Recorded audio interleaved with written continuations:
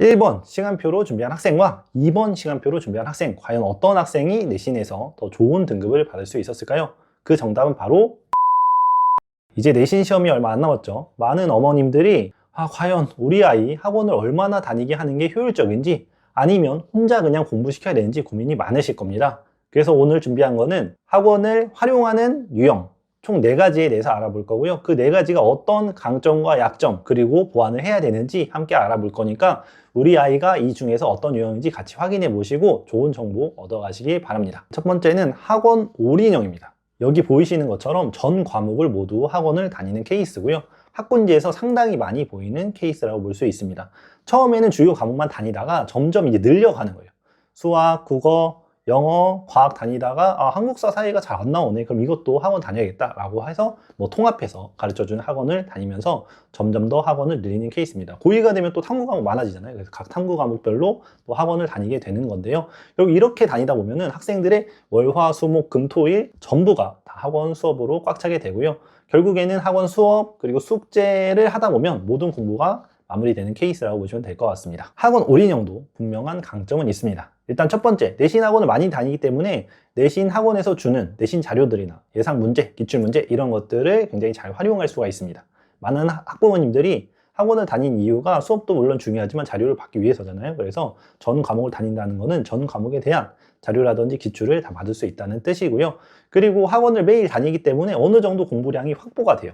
많은 학생들이 시험 끝나면 쭉 쉬잖아요. 일주, 2주 쉬지만 모든 학원을 가야 되기 때문에 이런 시간도 다 공부로 채울 수 있다. 그래서 어머님들 얘기 들어보면 어차피 혼자 공부 안 하기 때문에 학원 보낸다 이렇게 말씀하시는 분도 상당히 많이 있었습니다. 그리고 학생들도 많이 불안해 하잖아요. 사실 혼자서 공부하는 것이 어렵기 때문에 이렇게 학원을 다니면 방향성 잡기나 좀 불안함이 덜하기 때문에 학원을 많이 보내는 케이스라고 보시면 될 것 같아요. 이런 학원 올인형은 분명한 단점도 존재합니다. 일단 수업이 굉장히 많죠. 매일 수업이 있기 때문에 그 수업을 따라가는 것조차 쉽지 않고요. 그리고 매일매일 해야 되는 숙제량도 있어서 전 과목에 대한 수업과 숙제 이 모든 걸 100% 따라가기엔 결코 쉬운 일이 아닙니다. 그리고 수업에 대한 복습할 시간, 오답할 시간 이런 것도 극히 부족해지기 때문에 완벽하게 소화해서 자기 것을 만들기는 정말 쉽지 않은 스케줄이라고 보시면 될 것 같아요. 그리고 이렇게 다니다 보면 결국 모든 공부는 학원 숙제로 귀결되게 돼요. 전 과목에 대한 수업과 학원 숙제가 바로 이 학생의 모든 내신 계획이 된다는 거죠. 사실 그 숙제도 다 못하는 경우가 굉장히 많습니다. 이렇게 공부했을 때 큰 문제는 뭐냐? 일단 혼자 해본 경험이 없기 때문에 자기주도 학습 능력이 전혀 늘지 않는다는 것과, 만약에 학원을 다녔는데 실패했어, 성적이 잘 안 나왔어, 이러면 굉장히 큰 허탈감에 빠질 수 있습니다. 아니 열심히 학원 다녔는데 왜 3등급, 왜 2등급, 왜 80점, 왜 70점밖에 안 나오지? 학생은 이렇게 생각하면서 혼자 하기보다는 또 학원을 바꿔야 되나, 숙제를 다 못했나, 이렇게 아니면 혼자 해야 되나 이런 식으로 중간에 혼란을 빠진다는 거예요. 1학년부터 2학년까지 계속 수학학원 다녔는데 성적이 안 나와? 그럼 이 학생은 이 공부에 대한 자신감을 잃을 수밖에 없다는 것입니다. 그래서 이런 학원 올인형의 경우에는 어머님의 관리가 정말 중요합니다. 첫 번째 확인할 건 바로 숙제 소화율이에요. 학생이 학원을 5개, 6개 다니고 있는데 숙제를 30%밖에 안 해. 20%밖에 안 해. 이렇게 되면은 학원을 다니는 의미가 사실 크게 없습니다. 효과도 떨어지고 결국에는 시험 끝나고 나서 왜 성적 안 늘지? 불만만 늘어날 수 있어요. 그래서 학원을 다니게 되면 어머니께서 생각해야 될 거는 바로 숙제를 얼마나 잘 달성하는지 이런 것들을 확인해 주셔야 되고요. 만약에 수업이 어려워 그러면 언제 이런 것들을 복습하고 오답해야 될지도 시간을 설정해 주시는 게 좋아요. 이 시간에는 네가 일단 학원 수업에 대한 복습을 먼저 해. 그리고 틀린 문제들을 모아서 토요일에는 오답해. 이런 식으로 복습할 수 있는 시간, 그 블록을 확실하게 고정해 주시는 것이 좋습니다. 그리고 자료들도 굉장히 많이 나오거든요. 학원 자료들이 많은데 대부분 학생들이 이걸 잘 소화를 못해요. 학원 올인형이어서 모든 과목을 다 자료를 받게 될 건데 다 못 쓴다는 거예요. 그래서 이런 자료들을 어머니께서 잘 수집해서 학생들이 적재적소에 쓸 수 있도록 또 준비를 잘 해주셔야 된다는 것도 말씀드리겠습니다. 그래서 학원 올인형이라고 해서 모두 다 학원을 빼기보다는 적절한 학원을 잘 선정하고 이 학원들을 최대한 더 효율적으로 사용할 수 있도록 어머니께서 계속 더 관리가 필요하다는 걸 말씀드리겠습니다. 두 번째 유형은 완전 자기주도형입니다. 학원을 전혀 다니지 않고 모든 공부 계획을 혼자 세우고 실천도 혼자 하는 케이스고요. 만약 어려운 과목이 있으면 인강을 들으면서 본인이 인강을 뭐 듣지, 문제 뭐 풀지 이런 식으로 준비해서 공부하는 케이스라고 보시면 될 것 같아요. 특목고나 자사고에서 특히나 많이 나타나는 유형이고요. 이제 기숙사에 있으니까 학원을 다니기 어렵잖아요. 그래서 혼자 공부하는 케이스라고 보시면 될 것 같고, 특히나 중학교에도 이런 유형의 학생들이 상당히 있습니다. 혼자 내신 3, 4주 준비하니까 거의 다 맞아. 이렇게 되면은 더 이상 학원 다니는 것보다 혼자 공부하는 게 좋겠다라고 생각하면서 점차 자기 주도형으로 바뀌는 것입니다. 다만 이런 경우에 학생들이 생각보다 많지는 않아요. 제가 지금까지 굉장히 많은 학생들을 관리했을 때 거의 100명 중에 한두 명? 대부분 주요 과목 학원 다니고 있기 때문에 완전 자기주도형은 그렇게 많지는 않다라는 것들 이해해 주시면 될 것 같아요. 당연히 이런 완전 자기주도형은 큰 강점이 존재합니다. 일단 공부 시간을 스스로 계획해서 실천하기 때문에 자기 주도 공부가 굉장히 강화될 수밖에 없습니다. 시간 활용도 자유롭죠. 여유 있게 공부할 수 있고요. 학교 갔다 오면 바로 학원 가는 게 아니라 집에 와서 학교 수업에 대한 복습도 할 수 있고, 오늘 여유롭게 이동 시간도 필요 없이 수학 공부할 수 있고, 어려운 부분 인강을 집중해서 들을 수 있기 때문에 학원 진도보다 더 빨리 수업을 나가는 경우도 상당히 많아요. 예를 들면 어떤 학생이 하루에 인강 3개씩 듣는다? 거의 일주일만 들어도 중간고사에 대한 시험 범위를 다 들을 수 있거든요. 그래서 이렇게 여유 있게 시험 시간을 활용할 수 있다는 장점이 있고요.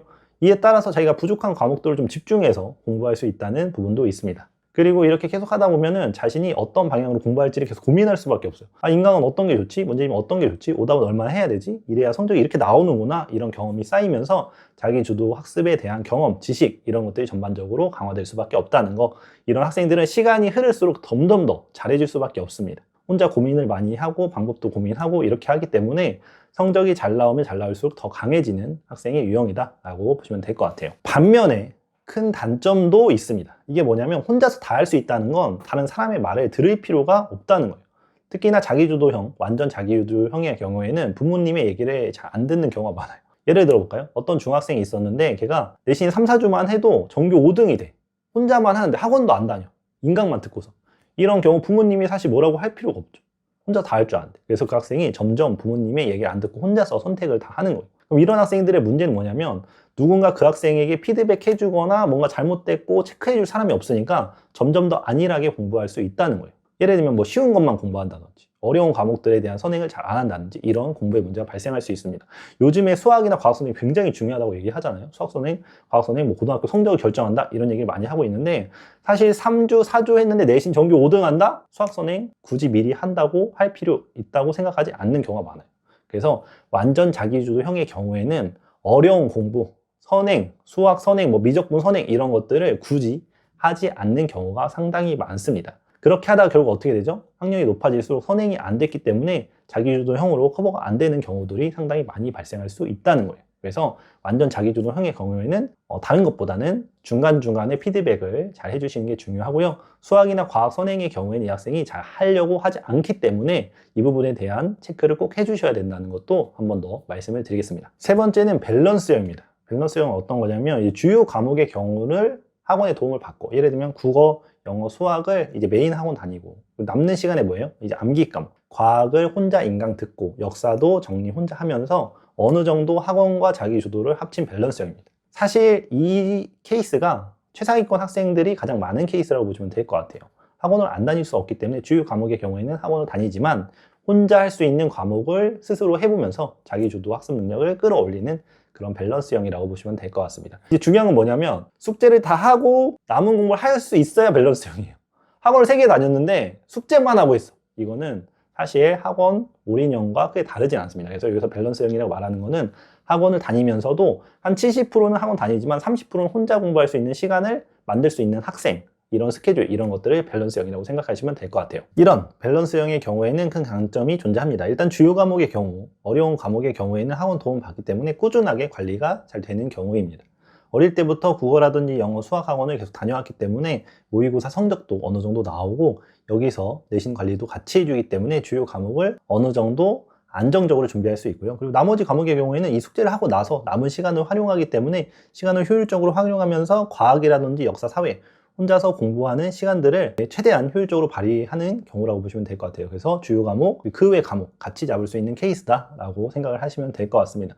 이런 학생들이 학습 플랜 짜는 것도 굉장히 심플해요. 월요일부터 금요일까지는 대부분 이제 숙제로 계획이 되고요. 그리고 한 금요일 저녁 정도 되면은 이제 숙제가 좀 마무리가 돼요. 이제 금요일 저녁부터는 과학 강의라든지, 그리고 토요일, 일요일의 경우에는 역사, 사회를 충분히 계획할 수 있을 정도로 시간이 확보가 되고, 오답이라든지 학원 복습, 학교 수행 이런 것들도 적절하게 넣을 수 있기 때문에 충분히 주요 과목, 그 외 과목 잡는 것이 바로 밸런스형이다 이렇게 생각하시면 될 것 같습니다. 그래서 밸런스형의 단점은 뭐냐면 주요 과목은 학원 다니고 그리고 암기 과목이나 그 외 과목을 혼자 하는 방식으로 이제 공부를 하는 건데 주요 과목에 이제 생각보다 잘 안 되는 거예요.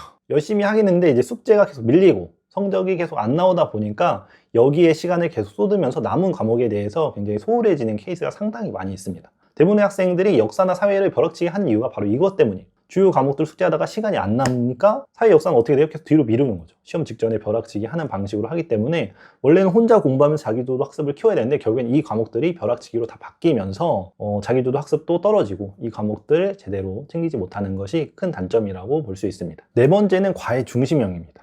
여기 시간표에 보는 것처럼 학원이 아니라 뭐 1대1 과외라든지 소규모 그룹으로 수업을 통해서 내신을 준비하는 케이스라고 보시면 될 것 같아요.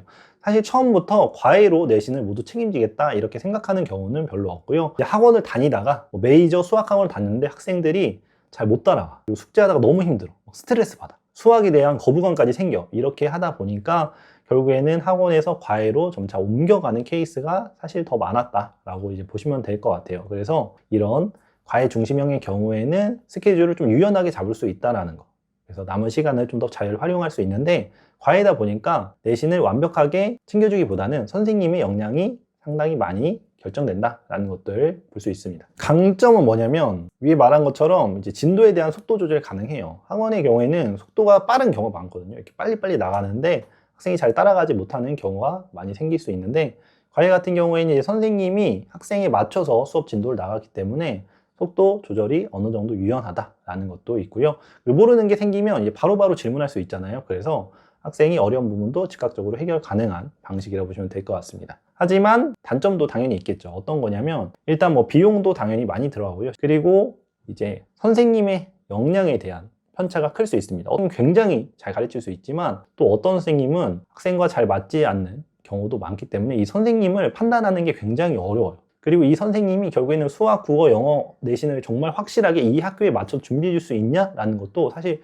의문이 들 수가 있습니다. 이 학교에 대한 기출 자료라든지 아니면 선생님에 대한 파악, 이거는 그 지역에 있는 내신 학원이 훨씬 더 좋기 때문에 학원 선생님이 아닌 과외 선생님이 내신을 완벽하게 책임지는 경우는 사실 고등학교 기준에는 많진 않아요. 그래서 이런 부분을 어머님이 따로 챙겨야 된다는 단점이 있습니다. 그래서 과외 중심형의 경우에는 어머니께서 이제 과외의 역할을 좀 다시 생각해 볼 필요가 있어요. 과외가 안 좋다 이게 아니라 과외만으로 내신을 완벽하게 대비하는 것은 쉽지 않기 때문에 기본적으로 과외가 서포트하는 역할이다. 그래서 혼자서 어느 정도 내신 대비를 하면서 과외로 서포트를 받는 거지 과외만으로 100% 내신 대비해야겠다. 약간 이런 생각은 갖지 않는 것이 좋습니다. 예를 들면 과학 같은 경우도 학생이 혼자 인강을 듣다가 어려운 부분은 과외의 도움을 받을 수 있잖아요. 혹은 킬러 문제에 대해서 과외 선생님의 도움을 받을 수 있기 때문에 100% 선생님이 진도도 나가고 문제도 다 풀어주고 어려운 거 다 해결해줘. 이게 시간상 잘 안 되기 때문에 내신 대비를 위해서 과외를 어떻게 활용하는지에 대해서 어머니께서 다시 한번 생각해 볼 필요가 있고요. 그리고 자료 같은 경우도 잘 구해줄 수 없기 때문에 어머니께서 추가적으로 뭐 국어 내신 자료는 여기서 잘해줘. 그리고 영어 내신 자료는 여기가 좋아. 족보닷컴에 이런 문제가 좋아. 이런 것들을 추가로 계속 확인해 주시면서 서포트를 들어가야 된다는 걸 기억해 주시면 될 것 같습니다. 그래서 제가 한번 두 가지 유형을 준비해 봤습니다. 첫 번째, 이런 시간표를 가진 학생과 두 번째, 이런 시간표를 가진 학생, 과연 어떤 학생이 성적이 더 잘 나왔을까요? 정답은 당연히 2번입니다. 위에 말한 것처럼 첫 번째 학생의 경우에는 학원을 다 다녔지만 숙제를 다 하지 못했고 숙제를 하면서 숙제끼리 충돌하는 경우가 생겼기 때문에 일부 과목들을 학원을 잘 활용하지 못해서 성적이 잘 안 나온 케이스고요. 학원을 이제 끝난 후에 학생이 좀 많이 혼란을 스러워했어요. 어떤 학원을 계속 유지해야 되는지 빼야 되는지 이러면서 혼자 공부하기는 어렵고 이런 상황에서 성적이 잘 안 나온 케이스라고 볼 수 있고요. 두 번째 학생이 바로 최상위 학생입니다. 이제 방학 때 어느 정도 선행이 됐기 때문에 내신 중에는 그렇게 많이 학원을 다니지 않는 경우라고 보면 될 것 같고요. 그래서 학원도 수학도 2번, 영어도 1번 이런 식으로 좀 분산이 돼 있어요. 그리고 충분히 숙제도 다 하고 남는 시간에 자기 공부도 할 수 있는 케이스여서 두 번째 학생이 훨씬 더 내신 등급을 잘 받았다라고 보시면 될 것 같습니다. 오늘 이렇게 4가지 유형에 대해서 말씀을 드렸는데요. 어머님들 이 영상을 보시면서 우리 아이가 과연 어떤 유형의 학생인지 한번 판단해 보실 필요가 있습니다. 정말 학원을 전 과목을 다 다니고 있는지 아니면 주요 과목 다니면서 나머지 혼자 하고 있는지 아니면 정말 모든 걸 자기 주도적으로 혼자 하고 있는지 이런 것들을 보시면서 그냥 학원만 보내면 끝이 아니라 이 모든 케이스가 다 단점이 존재합니다. 그래서 이런 부분들을 어머니께서 잘 파악하셔서 부족한 부분을 보완해야만 그 유형에 대해서 효과가 최대화 될 수 있다는 걸 말씀을 드리고요. 또 학원을 다니다가 혼자서 갑자기 이렇게 유형을 바꾸는 게 사실 더 위험한 경우가 많아요. 전과목 학원 다니다가 갑자기 혼자서 다 한다? 이렇게 되면 학생이 혼란에 빠질 수 있기 때문에 어느 정도 잘하는 학원들은 유지해주고 못하는 학원들을 조금 더 보완하면서 혹은 바꾸면서 계속 좋은 공부를 만들 수 있도록 옆에서 도와주셔야 된다는 걸 말씀드리면서 오늘 영상 마무리해 보도록 하겠습니다.